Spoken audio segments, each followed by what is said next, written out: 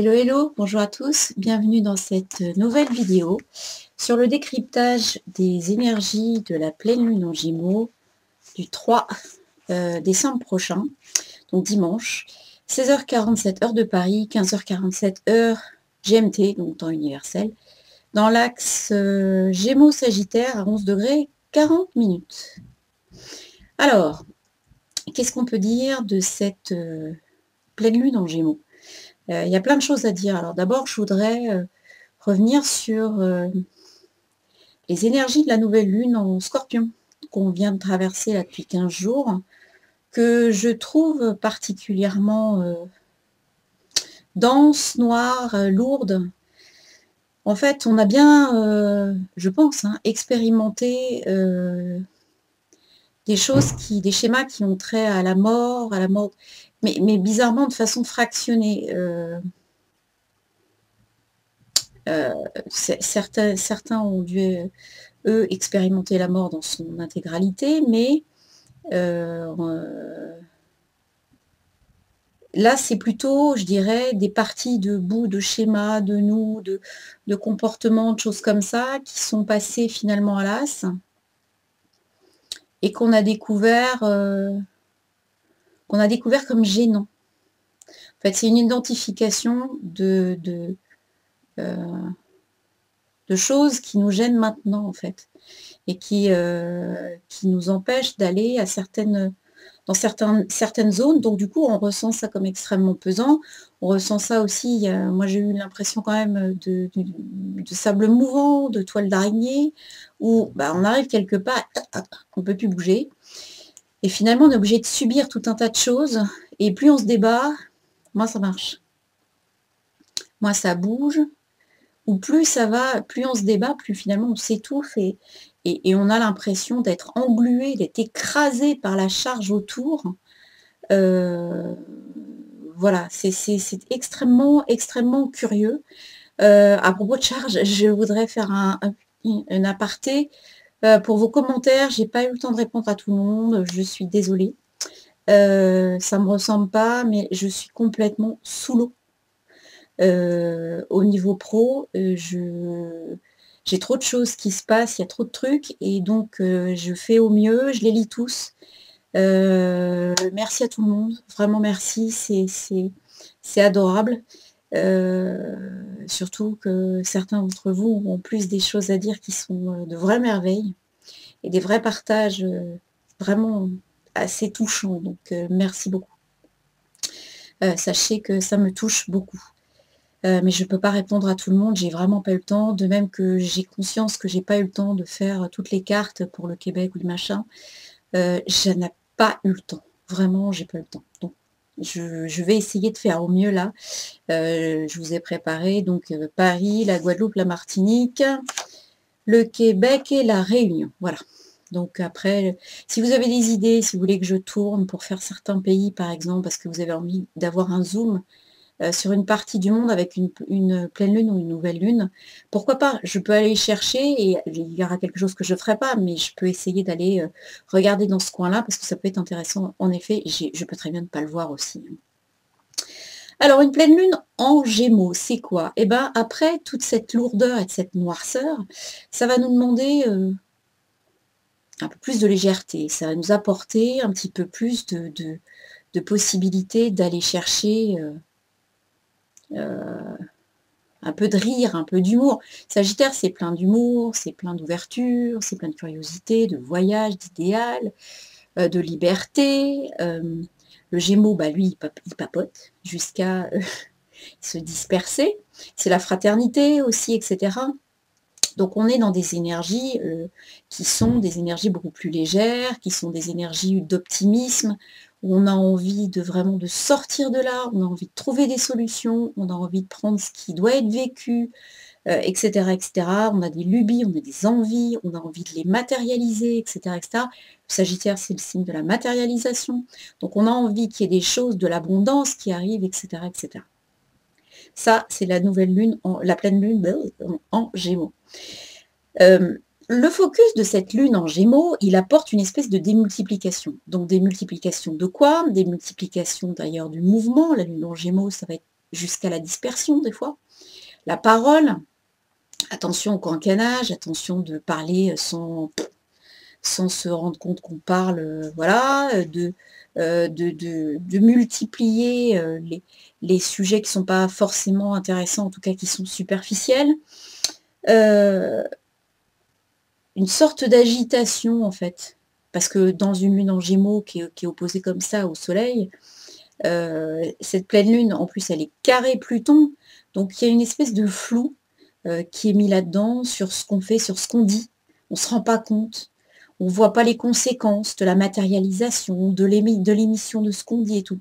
Et surtout, on ne voit pas la portée de l'humanité, on ne voit pas qu'on est en train de marcher sur l'humanité. Donc la lune en Gémeaux nous dit hop, hop, hop, dans les valeurs du Sagittaire, il y a l'humanité aussi. Il y a toute cette ouverture, il y a toute cette franchise, il y a quelque chose qui trimballe les valeurs humaines fondamentales. Et là, vous avez oublié, vous avez oublié l'humanité.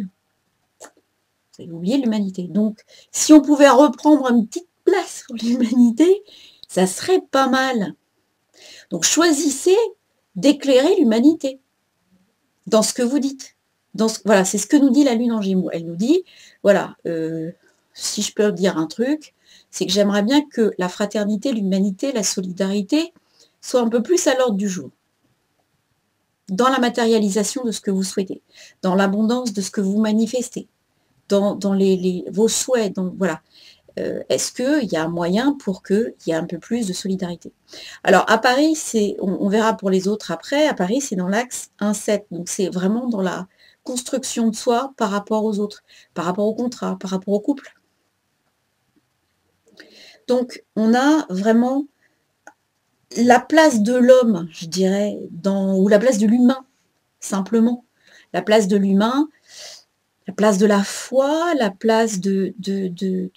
Alors, on le verra tout à l'heure avec cette conjonction Vesta-Jupiter. Alors, les astéroïdes dans cette pleine lune, ils jouent un rôle phénoménal. Alors, je vais vous conseiller, de toute façon, comme d'habitude, mais là, encore plus, les articles de Lune-Soleil sur ces conjonctions avec astéroïdes, parce que c'est super intéressant et que ça peut apporter aussi des éclairages très poussés.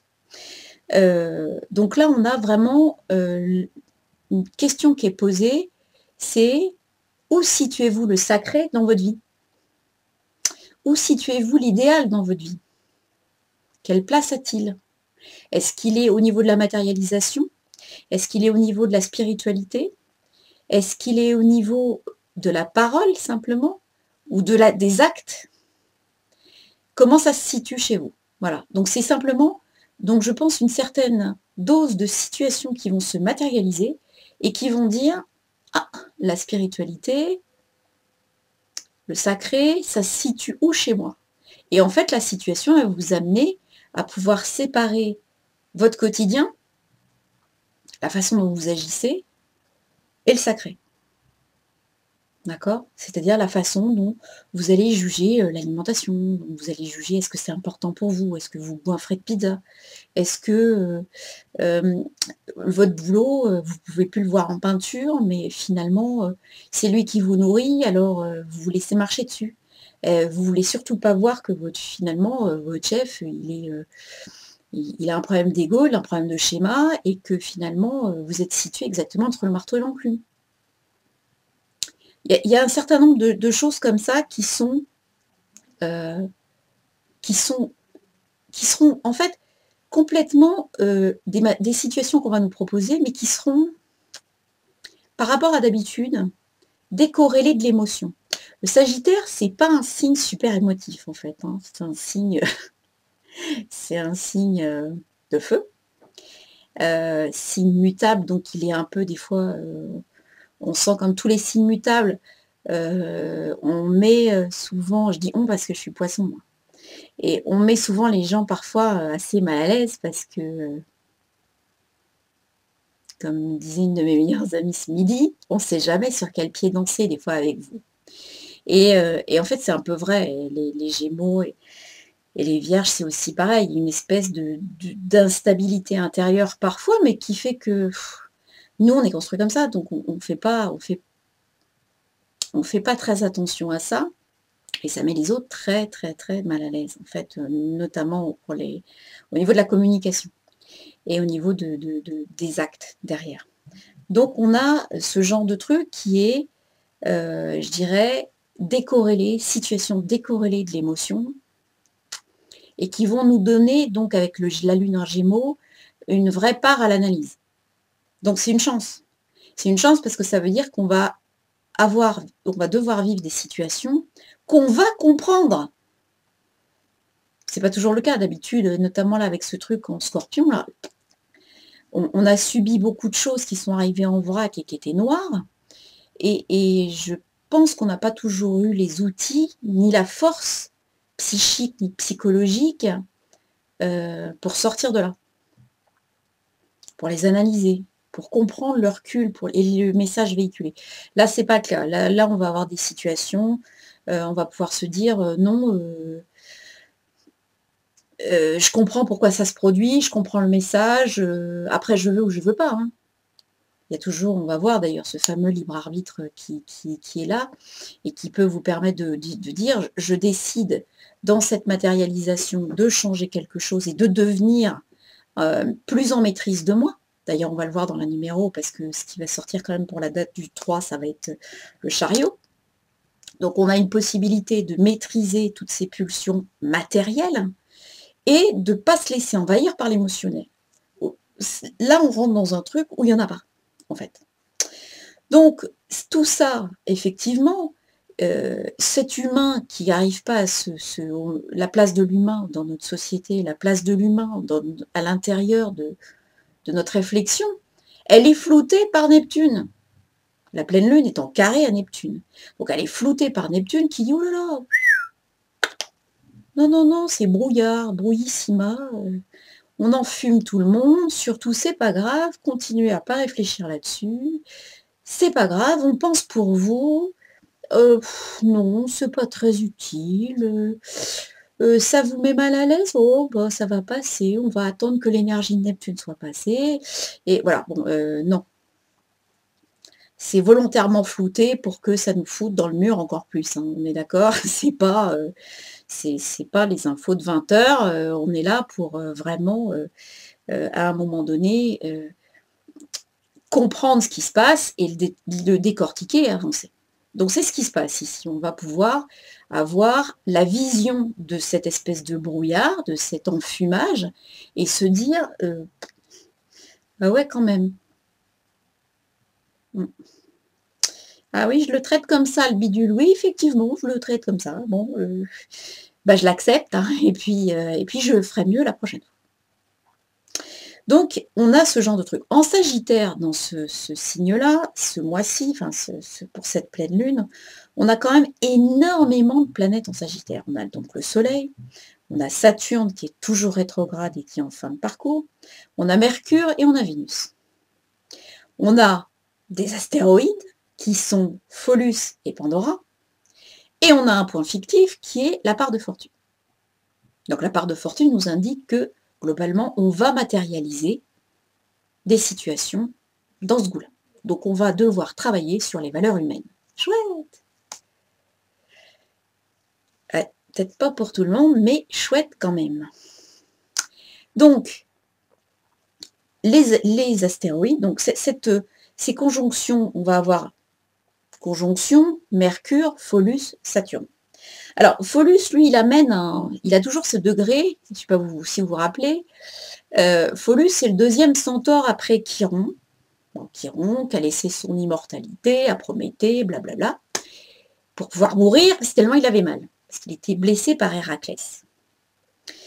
Mais c'était un ami, Héraclès, donc c'était une erreur, d'accord.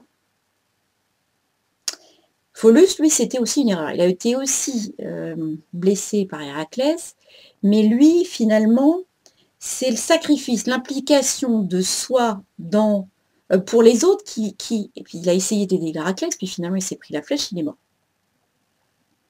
Donc ça veut dire que c'est l'aspect de sacrificiel interne qu'on va pouvoir mettre en place dans son comportement et ses schémas, et qui peut finalement nous piloter et nous pousser à la ruine, en tout cas nous pousser en dehors de la route. D'accord ? Donc, Saturne, Mercure. Alors, d'abord, Mercure, normalement, en Sagittaire, c'est très optimiste, c'est très drôle. C'est quelque chose, le signe du Sagittaire, c'est de l'optimisme. Hein. Alors, le maître du Sagittaire, c'est Jupiter, il est lui-même en Scorpion, en plus conjoint à Vesta, comme on va voir. C'est pas super, super rigolo. Bon. Ça se confirme avec Saturne conjoint Mercure et Phallus. On se retrouve à avoir, comment dire,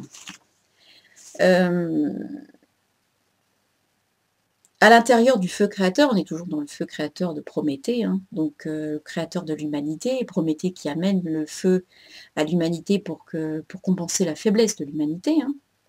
Donc il y a une histoire d'idéal hein, dans le Sagittaire, c'est ça. Il y a de la diplomatie donc dans ce Mercure en Sagittaire. Il y a du bavardage avec la Lune, etc. Mais on est aussi sur quelque chose qui concerne le domaine des autorisations. Alors, Mercure, Saturne, c'est du pessimisme. En Sagittaire, on ne peut pas dire ça. Mais avec Phallus, il y a le schéma du sacrifice. Mercure se bute dans du mental, se bute dans le mur de Saturne. Donc, on ne s'autorise pas. Donc, ici, pour cette pleine lune, on va travailler les valeurs humaines et les schémas de ce qu'on ne s'autorise pas. On ne s'autorise pas à plein de choses, donc on pète son libre arbitre. C'est-à-dire qu'on se fait piloter sur sa propre route par des choses, des croyances notamment, parce que Saturne-Mercure, c'est quand même une strate de croyances, il y en a comme ça, hein, quand même, qui peuvent être en plus verrouillées par le Phallus du sacrifice, c'est-à-dire qu'en plus, on peut se donner bonne conscience en se disant « mais c'est pour les autres que je fais ça ». D'accord ? Donc on peut avoir un comportement dicté et piloté par des croyances et des obligations qui vont cette fois-ci donner lieu à des situations qui vont se manifester, qui vont nous permettre de les identifier. Et ces croyances vont nous gêner, on va se prendre les pieds dans le tapis dedans. Et donc c'est à ce moment-là, quand on se dit, mais c'est quand même pénible ce truc. Ça sort d'où? Voilà, là, votre Mercure vient de percuter votre Saturne. Voilà. Et donc à partir de ce moment-là, il ne faut surtout pas dire, oh là, moi ça ne m'intéresse pas, il faut dire, c'est quoi ce truc? Qu'est-ce que ça vient faire ici? D'autant que ce Mercure, il est bien relié à une conjonction, toujours avec un astéroïde, Pallas-Uranus, en bélier, qui va donner un coup aux affaires et notamment à l'action qui va permettre justement de Pallas, c'est ce côté un petit peu guerrier d'Athéna. Pallas et Athéna, c'est la même chose, donc stratège aussi.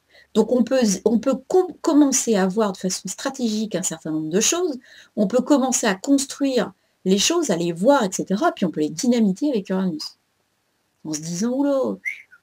Et donc on peut utiliser aussi des soins quantiques, entre guillemets, qui vont permettre, grâce à Uranus et à Mercure, le lien entre les deux, schlac, de faire disparaître, en travaillant à l'intérieur, cette croyance qui vraiment nous pilotait et était totalement contre-productive et nous faisait justement perdre l'utilisation de notre libre arbitre. D'accord?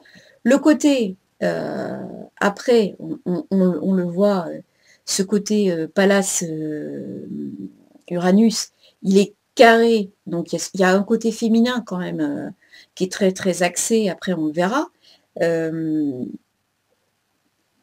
Voilà, il y a un côté qui est très très conventionnel dans Pallas, bon, qui doit être transgressé, etc. Mais on verra ça plus tard.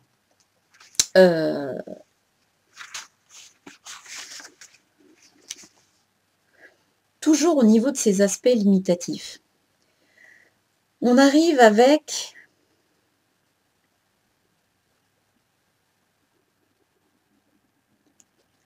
la pleine lune qui est carrée à Neptune. Donc en fait, on est toujours dans quelque chose que l'inconscient essaie de ne pas faire transparaître. C'est ça que ça veut dire. C'est-à-dire qu'on est peut-être conscient du schéma qui est intervenu, mais on ne voit pas, ça ne ressort pas. Et c'est pour ça que c'est intéressant de pouvoir mener l'analyse quand on se tape les pieds dessus pour aller chercher directement le soin quantique qui est derrière. Ça, je pense que c'est assez intéressant de pouvoir réaliser ça parce que on a vraiment une multitude ces 15 prochains jours de choses qui peuvent se matérialiser, d'autant que Pandora, un autre astéroïde qu'on avait bien vu à un autre moment donné, donc Pandora, c'est la boîte de Pandore, on était bien tranquille avant, et puis quelqu'un arrive et l'ouvre. Voilà, globalement. Et donc là-dessus, on s'est retrouvé avec toutes les malédictions, les maux du monde, qui se sont déversés sur la Terre. Donc, Pandora, c'est également la possibilité d'ouvrir le champ des possibles, avec tous ces malheurs qu'elle trimballe. On ouvre le champ des possibles à la matérialisation, en fait. Elle dit, alors, possible en bien ou en mal, hein, Pandora, voilà. Et on matérialise des situations non connues et sensibles pour nous. Donc ça veut dire que Pandora introduit quelque part dans notre vie un déséquilibre qui va induire un changement de situation. Elle met en place un truc où elle dit, avec moi, rassurez-vous, tout est possible. Donc, elle est totalement aussi, il y a une espèce de côté émotionnel et féminin qui ne se maîtrise pas. Donc il y a des choses qui vont ressortir. Pandora, en plus, elle est conjointe là avec le soleil. Donc, beaucoup de situations qui peuvent se matérialiser au niveau du travail, par exemple, au niveau du cœur ou au niveau du père, soleil. Donc ça, c'est une matérialisation de choses sensibles qui sont là pour nous faire prendre conscience de nos croyances à ce sujet-là. Au sujet du père, au sujet du cœur, au sujet du travail. D'accord? Donc là, on peut du coup avoir, comme Pandora agit systématiquement en décalé, on peut avoir du mal à se recentrer. On peut se découvrir, je dirais, on peut aussi avoir l'impression que notre entourage n'est pas fiable. Alors attention, parce que notre entourage ne devient pas fiable parce que nous-mêmes, on a besoin de ce déséquilibre pour pouvoir agir nous. Hein. C'est pour ça que notre entourage est attaqué, entre guillemets. C'est parce que nous, on a besoin de travailler ce déséquilibre. Donc ça veut dire qu'on ne peut pas compter sur notre entourage. Ça ne veut pas dire que c'est eux, haro sur le baudet. Hein. D'accord. Donc eux subissent aussi parfois des trucs qui vont les rendre non fiables. Alors, dans ce domaine des autorisations, on a en tout cas à travailler les autorisations concernant le masculin et le féminin. Là, on a un côté Pallas, on l'a vu, Pallas Uranus, en bélier, donc qui est quand même un truc un peu belliqueux. D'accord et en face, opposé, on a Mars en balance. Donc finalement, ce côté belliqueux, il dit au côté masculin, faudrait voir à s'équilibrer. Toi, en ayant plus de douceur, et en tout cas d'équilibre, et moi, finalement, je vais laisser tomber le côté conventionnel, donc avec Junon, carré Junon, de ce que le côté masculin attend, et je vais me positionner, moi, en tant que féminin. D'ailleurs, Vénus est en Sagittaire, on est sur l'idéal féminin. Donc là, on a mis en place un certain nombre de forces féminines qui essayent de se solidifier en passant dans le quantique, entre guillemets. Pallas Vénus, Pallas Uranus, avec Vénus en Sagittaire, on propulse une énergie féminine en 5D. Donc on la propulse en ayant une vibration qui n'est plus la vibration féminin pourri de je suis réceptive mais je vous entraîne par le bas parce que la Ève qui part du paradis, quoi, donc où finalement je suis à la charge de l'homme, je cherche un homme pour être à sa charge et pour qu'il assure ma sécurité. L'énergie féminine, c'est la réceptivité, mais la réceptivité de l'accueil. C'est pas la réceptivité de je me cache et je vais empêcher un homme de vivre parce que surtout j'ai peur. Et je vais le verrouiller en ayant plein de mômes. Enfin, je vous sors tous les schémas possibles et inimaginables, même si on est d'accord, c'est pas ça.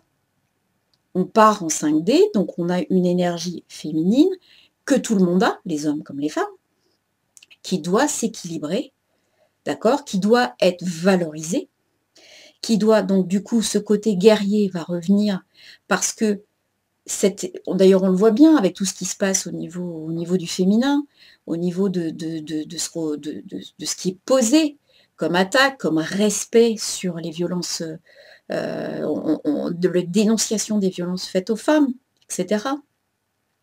Donc c'est le côté ouvert du côté yin, mais dynamique de ce côté yin qu'on nous demande par le fait d'intégrer Mars en balance. Mars en balance, il est dans le signe de Vénus. D'accord? Donc on a bien une unicité à faire entre le yin et le yang pour rehausser la valorisation, la vibration de notre yin. Tous. Parce qu'un homme n'a pas à avoir une femme qui reste à la cuisine. Voilà, c'est pas un jugement, c'est simplement le fait que chacun doit avoir sa personnalité et sans croyance, sans être obligé de se dire je suis là parce que c'est ma place. On m'a dit que c'était ma place. Donc voilà, il y a vraiment quelque chose qui est de l'ordre du féminin-masculin qui se rééquilibre, pas forcément dans la douceur, hein, parce que l'opposition Mars, le carré à Junon, moi je pense que tout ce qui est conventionnel est combattu. Junon, c'est quand même l'aspect féminin conventionnel. Là, c'est l'axe 6-12 dans le thème de Paris qui est privilégié. Donc ça veut dire qu'on est sur des secrets qui sont encore livrés, des batailles qui sont dans le quotidien, le 6. Donc on remet ça au quotidien. Il y a vraiment ce côté belliqueux de Pallas d'Athéna qui est là en disant « je ne me laisserai plus faire, je vais te dynamiter le truc si tu t'approches et que tu comprends pas ce que je veux. » D'accord? Donc, il y a vraiment là une histoire de respect, d'équilibre, de valeur humaine, de valeur du féminin, mais du féminin sacré, comme on dit, et positif.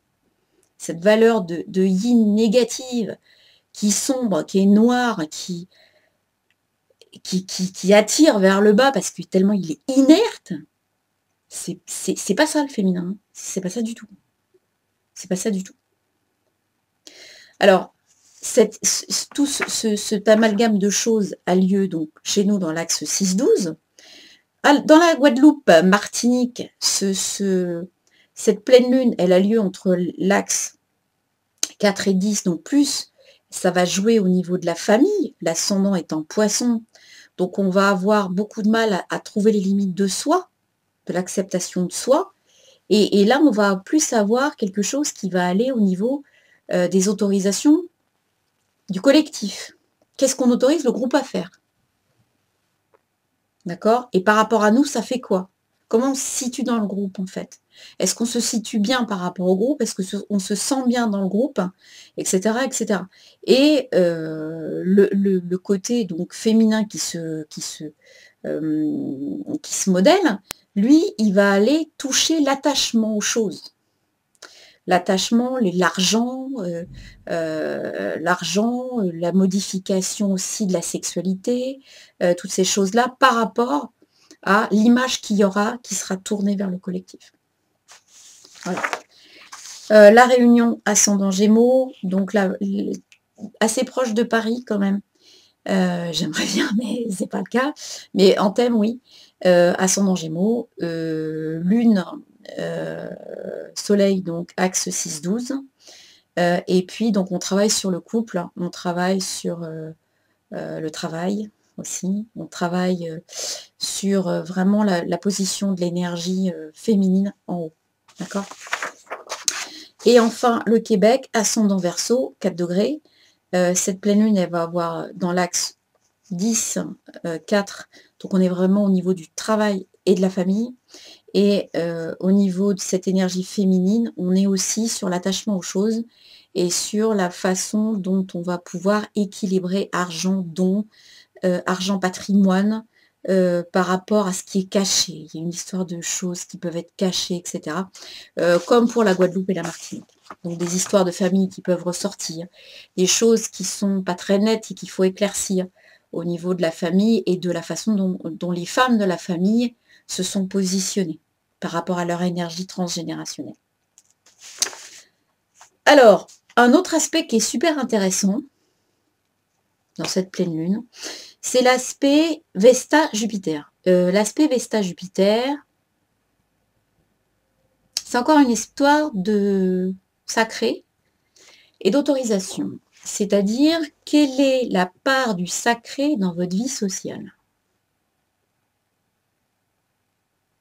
Voilà. Dans la vie quotidienne aussi. Dans la façon dont vous gagnez votre vie. Comment est-ce que vous vous inscrivez dans votre propre spiritualité? En fait, tout ça, c'est aussi les croyances anciennes sur l'apparence, sur le on-dit, sur le rapport à l'argent, sur l'abondance. Là, on est encore dans l'axe 6-12, mais taureau-scorpion. Et donc, c'est vraiment nos priorités. On nous demande là de réfléchir sur nos priorités profondes. Finalement, comment est-ce qu'on vit les choses? Est-ce qu'on vit les choses en les subissant ou est-ce que finalement on s'est relié à une forme de sacré, religieux ou pas, hein? Est-ce qu'on sait, donc le Vesta, c'est quand même le feu sacré, hein, qui était relié aussi à la famille et à l'attachement au devoir. Donc on est toujours dans cette histoire de sacrifice et d'autorisation. Donc quelle autorisation on se donne pour pouvoir intégrer le sacré dans notre vie? Voilà. Quelle part du sacré il y a là-dedans? Donc, on a aussi le besoin de s'investir. Donc, dans quoi est-ce qu'on a choisi de s'investir? Dans quoi les choses, dans quoi on peut se projeter avec sa propre part. J'aime pas quand on parle de part divine,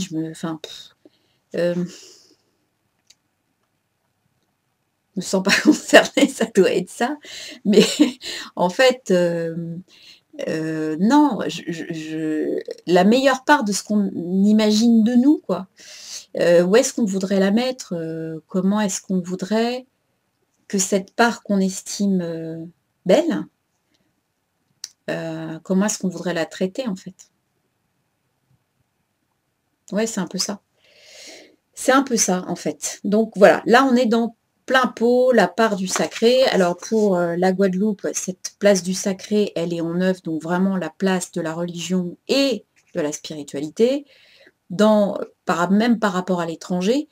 Donc là, on touche encore à l'idéalité de l'esclavage. Est-ce qu'il n'y a pas encore, on ne se fracasse pas encore sur un idéal qu'on n'arrive pas à bouger et qui doit pourtant disparaître?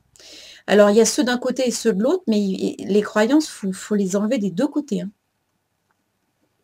Voilà. Et réintroduire la part de sacré qui est au-dessus de ça, au-dessus de ces schémas-là, au-dessus de ce bordel, quoi. Parce que sinon, on n'arrive pas, à avancer et à vraiment à prendre en charge l'égrégore qui lui...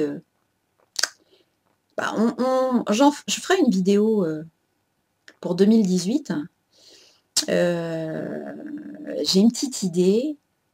Ça ne sera pas pour les lunes de 2018, puisque je vous rappelle que j'ai sorti, je ne sais pas où il doit être là, l'almanach de Tapsi Karma avec toutes les lunes et les pleines lunes pour 2018, donc ça vous fait une trame. Non, non, justement, pour la vidéo de 2018, j'aimerais utiliser les énergies de 2018, signe par signe, pour que vous voyez vraiment comment, justement, cette énergie de Vesta, Jupiter, elle propose de s'investir, signe par signe, dans cet égrégore et dans la possibilité énergétique de traiter les problèmes pour les faire dissoudre chacun à notre niveau, pour alimenter une dissolution de la négativité collective. Là, on est tombé dans un truc, on nous rabâche, enfin ça y est, on est reparti sur des marchés aux esclaves, on est reparti sur des égrégores de population déportée. Enfin là, c'est les énergies de 39-45 qui nous reviennent, qui étaient elles-mêmes des énergies de l'esclavage avant, qui étaient elles-mêmes encore des énergies de tout un tas de saloperies d'avant. Stop! Stop! On a tous notre part, et c'est ce que ça dit ici, à prendre en charge en éliminant déjà notre truc à nous qui nous prend les pieds là-dedans, mais derrière, on va avoir la possibilité, chacun à notre niveau, de pouvoir dire ce truc-là qui est en train de se passer, non. Énergétiquement, je ne l'accepte pas. C'est un truc qui ne passera pas par moi, qui ne sera pas regardé avec des yeux de merlan frit, ou des yeux de poisson or, ce que vous voulez, et qui serait « Oh, les pauvres !» Non, ça, c'est fini. On va nous demander, et c'est ce que, justement, ce féminin, il est venu chercher en équilibrant, il est venu dire « Attention, la réceptivité des informations de l'égrégore, c'est grave. Mettez-vous dans un féminin qui n'est pas que réceptif noir et qui coule. Vous allez vous mettre dans un féminin qui est palace, qui est la guerrière, mais qui n'est pas la guerrière qui va trancher la tête de tout le monde, qui est la guerrière qui va pouvoir permettre une stratégie, une avancée, et qui va dire, globalement, mort au con, entre guillemets, vous n'avez rien entendu, mais c'est un peu ça. D'accord? Qui va pouvoir, vraiment au niveau quantique, dissoudre les choses. Donc on passe, grâce à ça, une étape. Et donc, Vesta, Jupiter à la Réunion, c'est vraiment le couple et les enfants. Donc il y a un investissement dans le couple et les enfants, dans les amours, dans les créations. La création. La volonté de création. Donc je dis coucou à mon copain Thierry, dépêche-toi. Voilà. Et donc Québec, là, on est dans quelque chose qui va être au niveau de la spiritualité aussi, au niveau de l'étranger, au niveau des voyages, etc., qui va demander à ce que ça avance, je dirais, au niveau de la dissolution de certains schémas de liens avec des choses très lointaines, des choses qui peut-être brouillent au niveau de la spiritualité, brouillent au niveau du transgénérationnel. Là, on travaille beaucoup sur le transgénérationnel, sur les attachements divers et variés à des origines. Voilà. Donc, troisième conjonction avec astéroïde pour cette pleine lune, elle en a beaucoup, hein. Ces trucs super intéressants, c'est Cérès, donc la déesse des récoltes, qui était Déméter, hein, entre les Grecs et les Romains, c'est la même, qui a eu une fille qui s'appelait, je rappelle à tout le monde un peu l'histoire, Proserpine, qui a été capturée par Pluton Hadès, et donc en fait c'est pour ça que quand elle a cherché sa fille, et elle s'est descendue aux enfers, et donc du coup la récolte s'est arrêtée, la nature s'est arrêtée, et quand elle est ressortie, évidemment qu'elle a retrouvé sa fille, on a eu, hop, le climat s'est radouci et la nature est repartie. Tout revit au printemps. C'est aussi elle qui nous... Cérès, c'est très lié au blé, à la récolte, à l'agriculture. Donc par ce biais-là, elle est aussi reliée au signe de la Vierge, donc de la santé, de l'hygiène, des aliments, et puis de l'équité dans les ressources, hein. On distribue de façon équitable ce qu'on a. On le partage, en fait, c'est ça, c'est la notion de partage. Qu'on retrouve chez les poissons, mais de façon illimitée, parce que poisson vierge, c'est les signes qui sont corollaires, mais là, on le trouve vraiment fractionné, pour partager de façon équitable. Alors, Cérès est conjointe au nœud collectif, au nœud nord collectif en Lion. Donc il y a vraiment, on récolte au niveau de chacun individuellement ce qu'on a vécu, ce qu'on a eu de bien, ce qu'on a mis en place de super, et on le matérialise, et ça nous permet de le retourner à l'unité. C'est ça qui est très bien. C'est ce retour à l'unité qui nous permet d'avancer.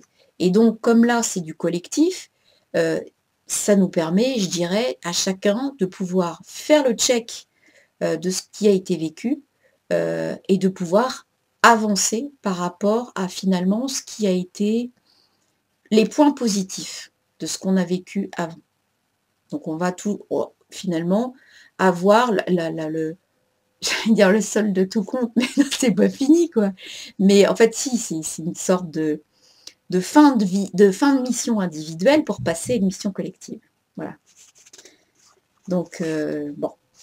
La numéro, comme je vous disais, la numéro, on est sur 3/12/2017, ce qui nous donne pour la route, c'est-à-dire les situations à matérialiser, 3 + 3 + 1 = 7. Le chariot. Le chariot, lui, il est que matériel, il n'est pas spirituel. Donc il va nous demander d'équilibrer, de maîtriser le cheval bleu et le cheval rouge. Mais j'avais déjà expliqué ça plein de fois dans plein de vidéos, notamment dans la dernière, je crois, où j'ai fait une digression assez longue sur le 7 et le 16. Donc je vais vous inviter à y retourner si vous voulez vraiment des détails. Là, c'est vraiment, on est sur de la maîtrise, d'équilibrage des pulsions et surtout des manifestations matérielles et spirituelles. Mais encore une fois, il n'y a pas vraiment de spiritualité. On est vraiment dans quelque chose qui nous demande, au niveau de la matière, de maîtriser la matière et ce qui est amené par la matière. D'accord ? Donc, ça, c'est le niveau matériel, c'est le niveau de ce qu'on nous demande. Et puis après, une fois qu'on sera arrivé là, on obtient donc le 3 + 1 + 2 + 2 + 1 + 7. Donc, c'est-à-dire qu'on additionne tous les numéros de la date pour tomber sur le 16, la Maison Dieu. La Maison Dieu, c'est une tour. Alors moi, les tours, ça me parle beaucoup.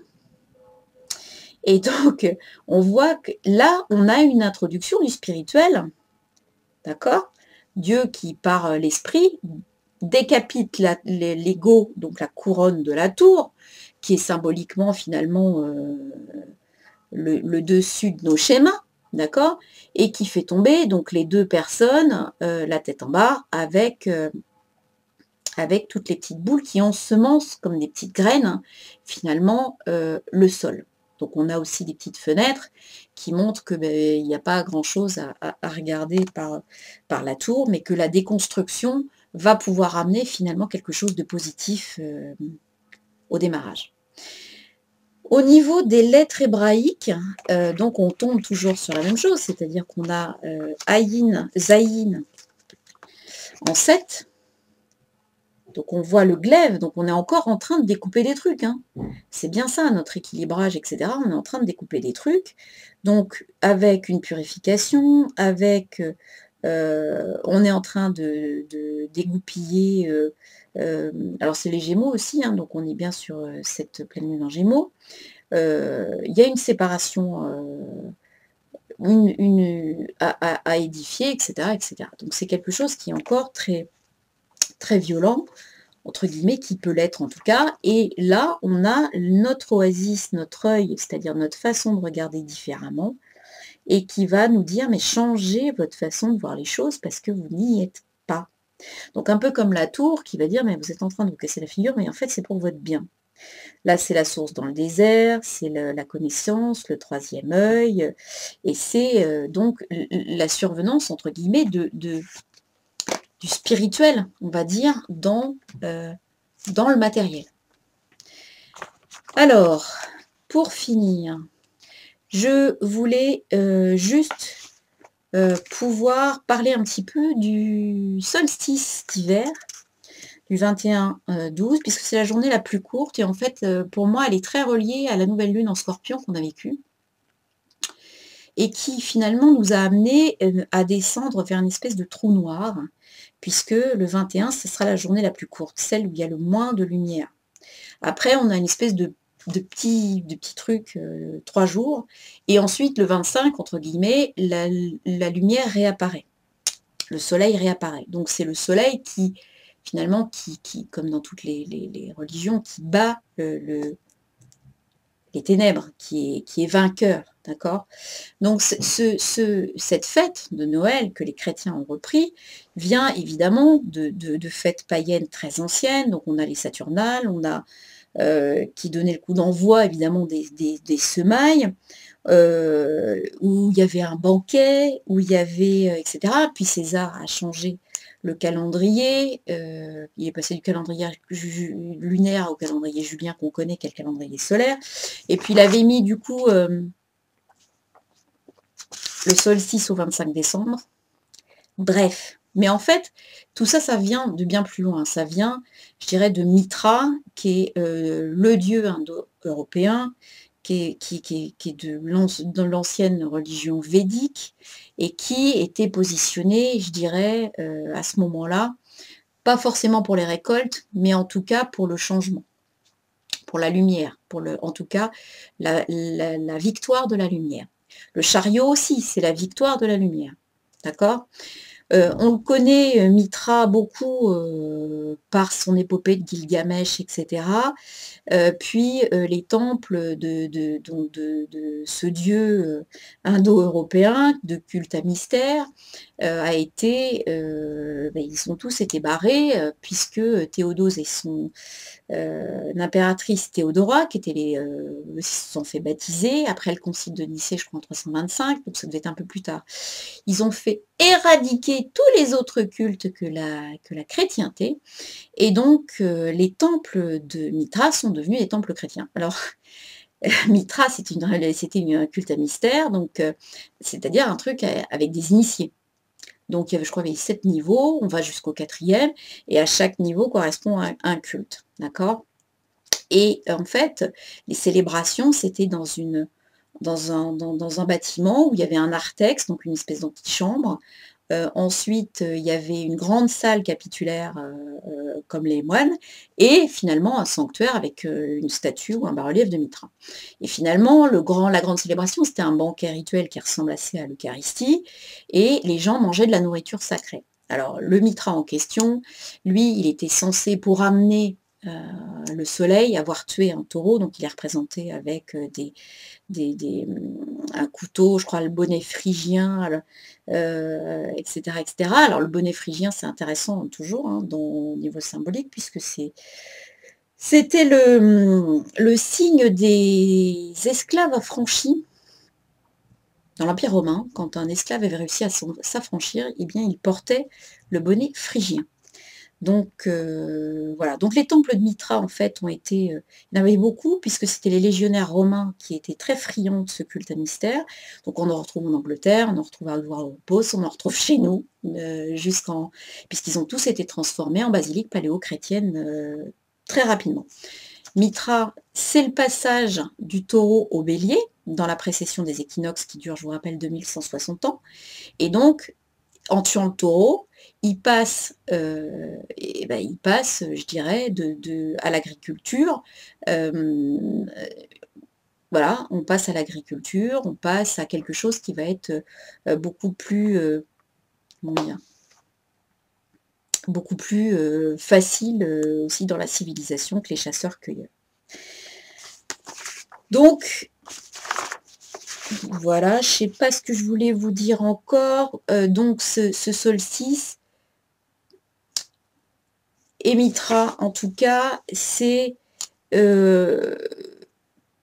beaucoup de gloire à Apollon, au système du soleil, à la fertilité. Donc on est toujours, et c'était à ce moment du 25 décembre évidemment, hein. Donc on a entre le 21 et le 25 décembre. Donc on a toujours eu, depuis l'origine, depuis le culte védique, puisque le Mitra de départ, il était assez proche de Brahma. Donc on a vraiment une succession de choses qui sont des fêtes, des célébrations, toujours pour cette impression, je dirais, de tomber dans un trou, la terre se referme, journée la plus courte, et on revient ensuite au soleil qui va sauver finalement l'humanité, qui va sauver la récolte, qui va nous donner la lumière, qui est vraiment quelque chose qu'on attend. Donc voilà, ça c'était petit aparté sur le solstice. Voilà, j'ai encore fait super long, je suis désolée. Je vais vous souhaiter une super pleine lune en Gémeaux, légère et sympa. De préférence matérialiser des trucs plutôt en accord avec ce que vous êtes. Donc moi pendant ce temps-là, je vous embrasse. Je vais essayer de matérialiser aussi des trucs cool. Et puis je vous dis à très bientôt pour une prochaine vidéo. Ciao ciao, je vous embrasse, à bientôt.